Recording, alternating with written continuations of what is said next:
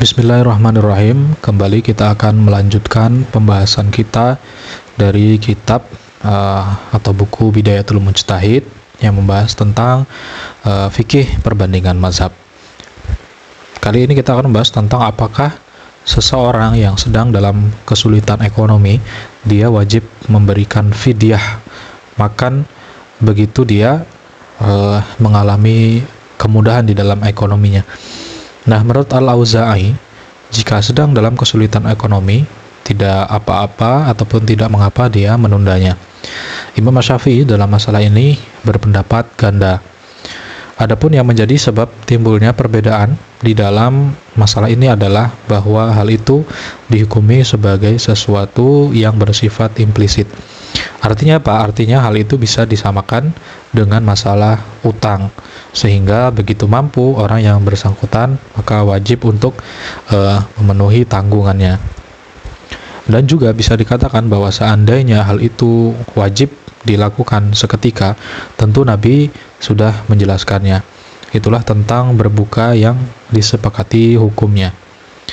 Adapun tentang berbuka yang diperdebatkan hukumnya, sebagian ulama ada yang mewajibkan untuk mengqadha dan membayar kafarat, dan sebagian lagi ada yang mewajibkan untuk mengqadha saja.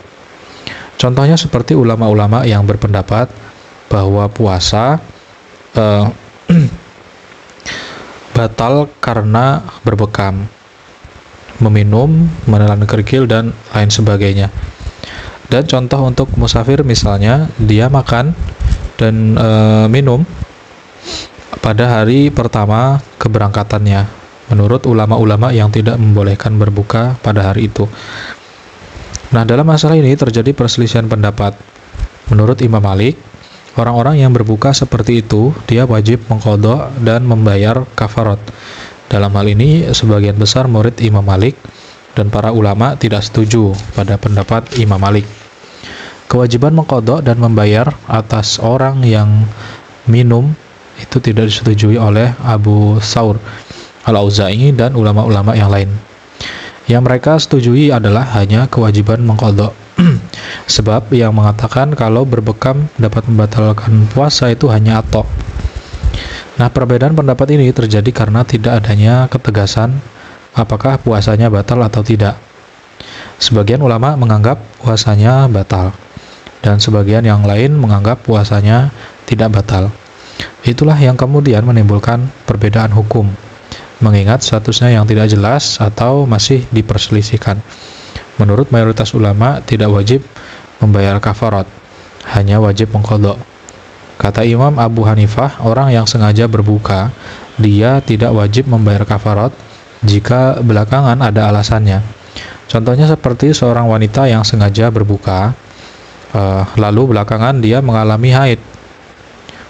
Nah, atau orang sehat yang sengaja berbuka lalu belakangan dia jatuh sakit. Atau orang yang tidak bepergian yang sengaja berbuka lalu belakangan dia bepergian. Nah, dalam contoh-contoh kasus seperti itu tidak ada kewajiban membayar kafarat. Yang diwajibkan membayar kafarat adalah orang yang berbuka karena menghina syariat. Dan orang yang berani menghina syariat ia wajib membayar kafarat. Demikianlah pendapat Imam Malik dan Imam Asy-Syafi'i. Dari sini Imam Malik hanya mewajibkan mengqadha saja terhadap orang yang masih makan dalam keadaan ragu apakah sudah tiba waktu fajar atau belum. Begitu juga yang berlaku bagi orang yang sudah makan dalam keadaan ragu apakah sudah tiba waktu maghrib atau belum. Nah, kata mayoritas ulama, orang yang sedang mengqadha puasa Ramadan lalu sengaja berbuka, maka ia tidak wajib membayar kafarat karena ia tidak dianggap meremehkan kehormatan bulan Ramadan. Tetapi Qatadah mewajibkan mengqadha sekaligus membayar kafarat. Kata Ibnu Al-Qasim dan Ibnu Wahab, dia wajib berpuasa 2 hari karena dikiaskan dengan ibadah haji yang batal. Menurut kesepakatan para ulama, sunnah hukumnya mengakhiri sahur dan menyegerakan berbuka.